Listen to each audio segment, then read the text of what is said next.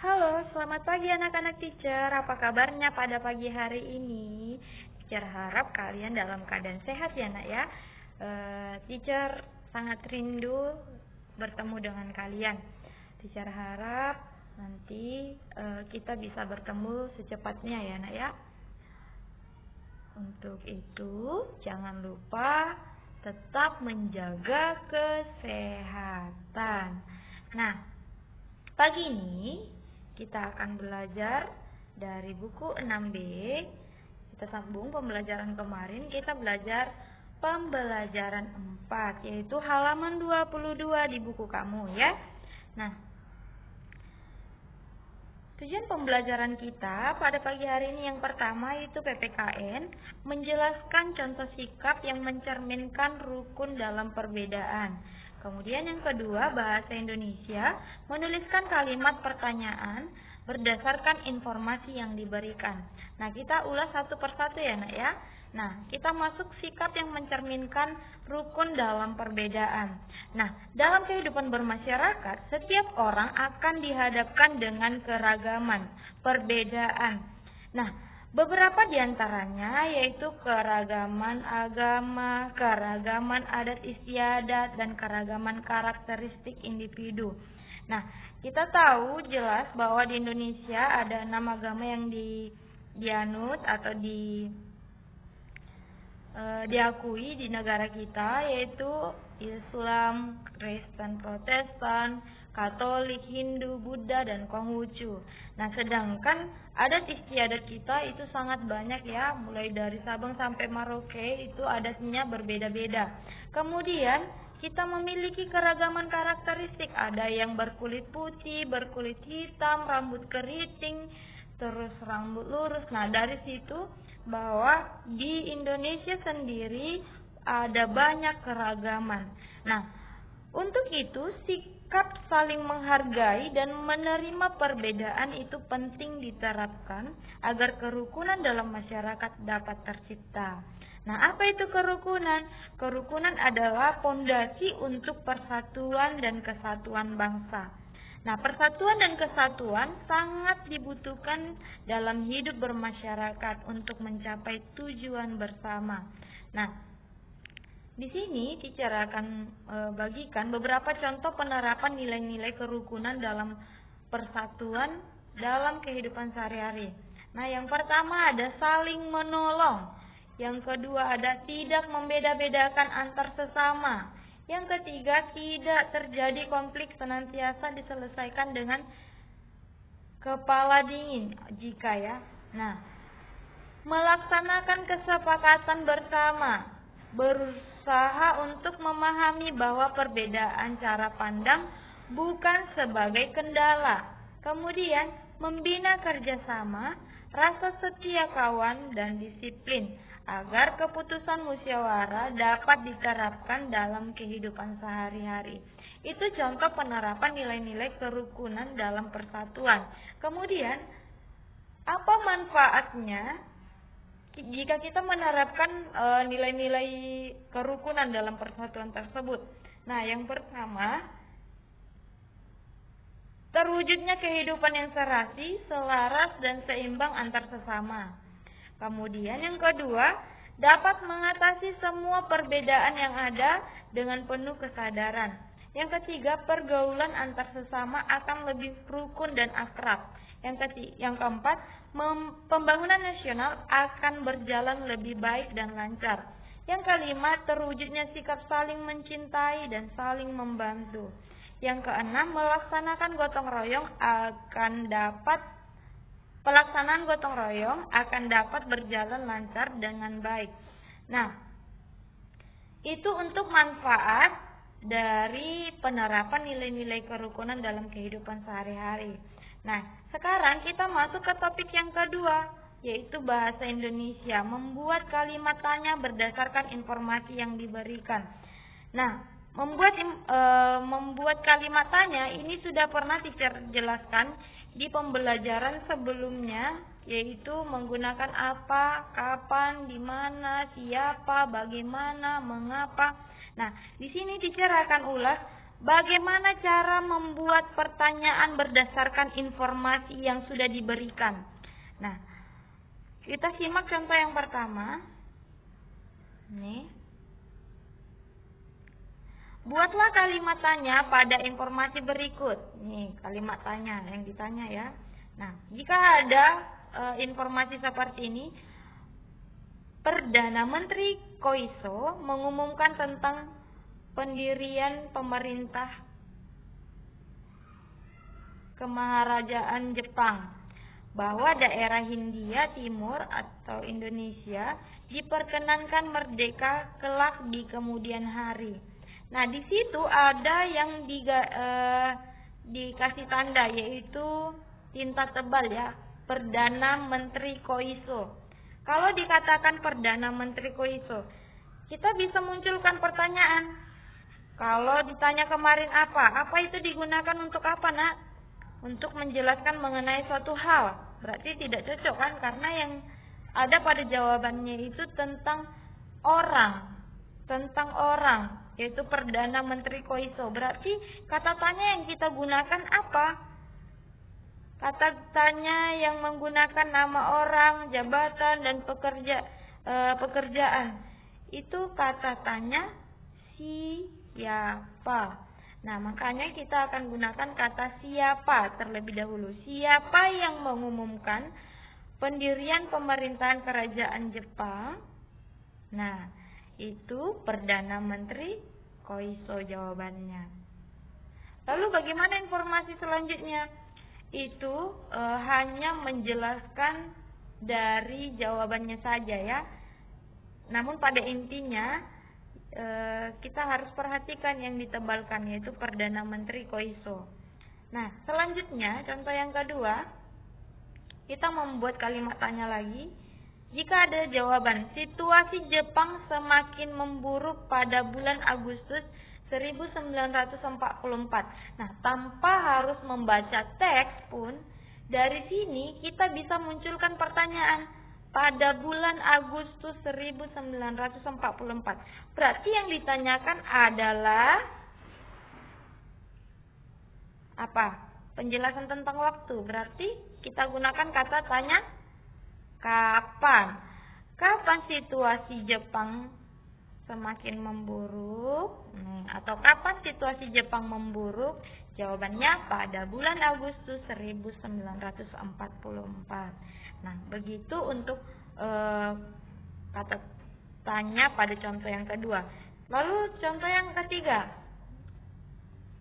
Jika ada informasi seperti ini, memburuknya situasi Jepang yang ditandai oleh mental masyarakat Jepang yang mulai menurun, produksi peralatan perang merosot, sehingga mengakibatkan kurangnya persediaan senjata dan amunisi, ditambah kurangnya logistik karena hilangnya sejumlah kapal besar dan kapal perang ya.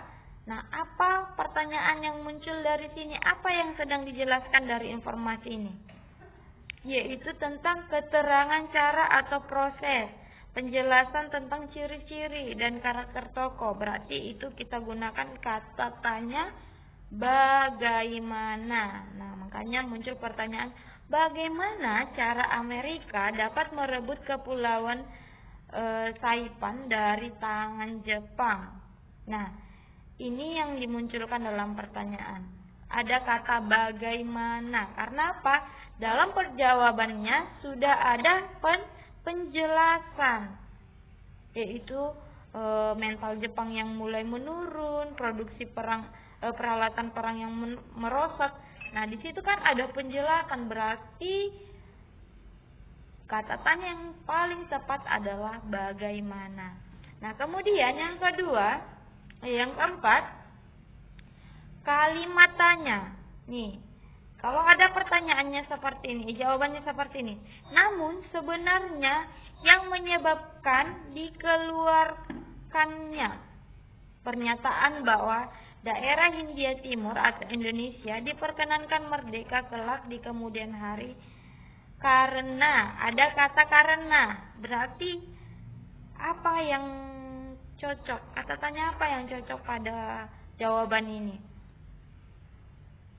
Karena apa? Sudah ada penyebutan alasan, alasan atau sebab.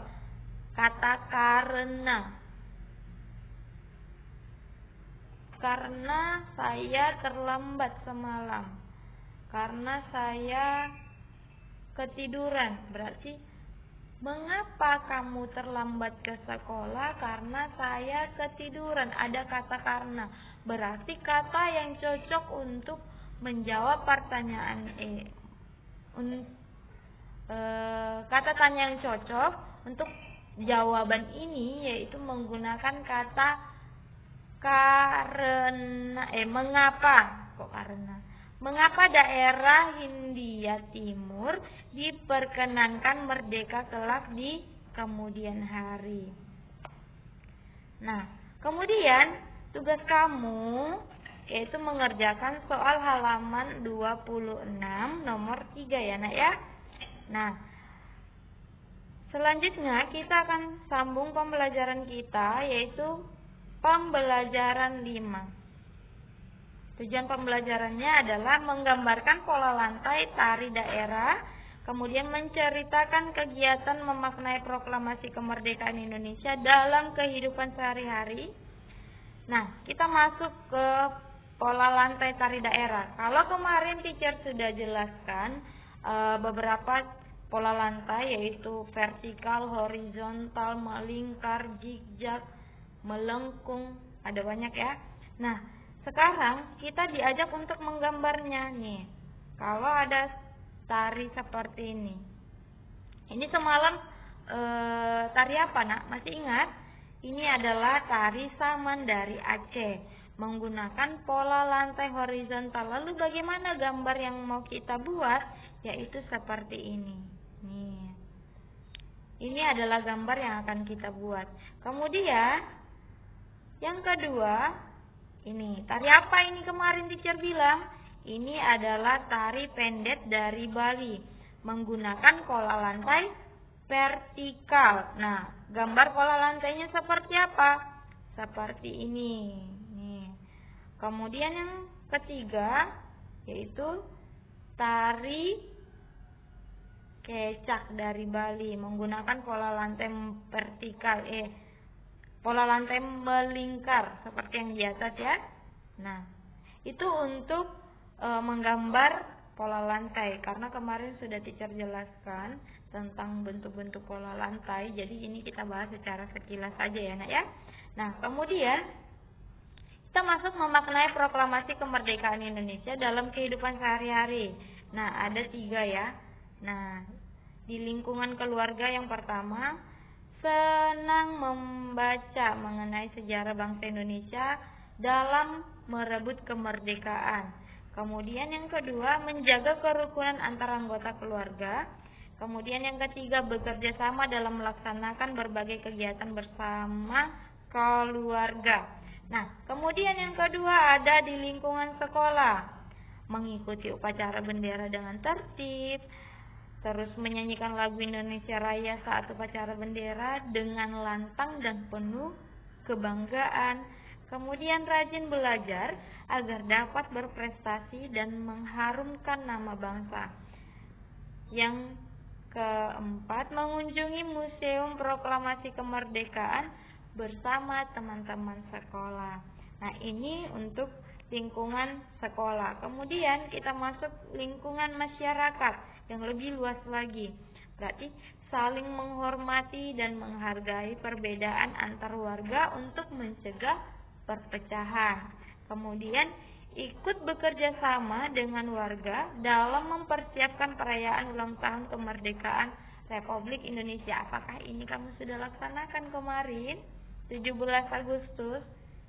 Ya, mungkin beberapa masyarakat kita bekerja sama itu maksudnya bukan membuat perayaan yang besar ya, tapi misalkan kita lihat dari hal-hal kecil, membuat mengibarkan bendera merah putih di depan rumah, itu kan udah wujud kerjasama ya dalam mempersiapkan perayaan HUT RI. Nah, kemudian saling membantu dengan tetangga yang sedang membutuhkan bantuan. Nah, tugas kamu kerjakan soal halaman 31 nomor 1 dan 2. Nah, teacher harap kalian melakukannya dengan baik ya nak, tulis dengan rapi agar teacher bisa membaca setiap jawaban yang kamu berikan. Jangan asal-asalan ya nak ya, tulis dengan rapi. Setiap kerapianmu akan teacher nilai, teacher berikan apresiasi ya. Dan yang tidak rapi pun akan teacher nilai secara objektif. Nah, kemudian kita masuk pembelajaran 6. Tujuan pembelajaran kita yaitu bahasa Indonesia membuat peta pikiran berdasarkan informasi teks sejarah. Nah, kemarin sudah teacher jelaskan tentang mengambil atau membuat informasi dari teks sejarah berdasarkan peta pikiran. Nah, ini juga kali ini kita akan belajar tentang peta pikiran lagi, yaitu peta pikiran membuat ide pokok dalam kalimat utama, lalu diperjelas lagi dalam bentuk kalimat penjelas dan informasi penting lainnya. Nah, peta pikiran dapat disajikan dengan cara yang kreatif dan menarik untuk memudahkan seseorang memahami isi teks. Nah, kita masuk hal-hal yang harus dilakukan ketika membuat peta pikiran adalah yang pertama, tuliskan ide pokok dari setiap paragraf. Sudah paham kan menentukan ide pokok dari setiap paragraf? Ini sudah kita pelajari di buku 6A. Nah, kemudian yang kedua, temukan kata kunci pada setiap paragraf untuk membuat cabang utama pada peta pikiran. Kata kunci misalkan kayak kemarin judul teksnya tentang Insinyur Soekarno, berarti kata kuncinya adalah Insinyur Soekarno. Kemudian buatlah daftar pertanyaan untuk membantu menemukan informasi dalam teks menggunakan kata tanya apa, di mana, kapan, siapa, mengapa, dan bagaimana. Nah, kemudian rangkailah ide pokok tersebut menjadi sebuah bagan. Nah, catatlah informasi-informasi penting dari teks untuk melengkapi keterangan pada bagan peta pikiran. Bagan di situ seperti peta pikiran yang kemarin ya, itu bagannya maksudnya ya, bukan bagan yang mana lagi ya. Nah, tugas kamu yaitu soal halaman 36 nomor 1 dan 3. Mungkin materi kita pada pagi ini sedikit padat ya, karena ada beberapa hal yang kemarin itu kita ketinggalan materi ya. Nah, mungkin sekian yang bisa teacher sampaikan. Terima kasih. Salam sehat dari teacher Ida. Tuhan Yesus memberkati. Shalom.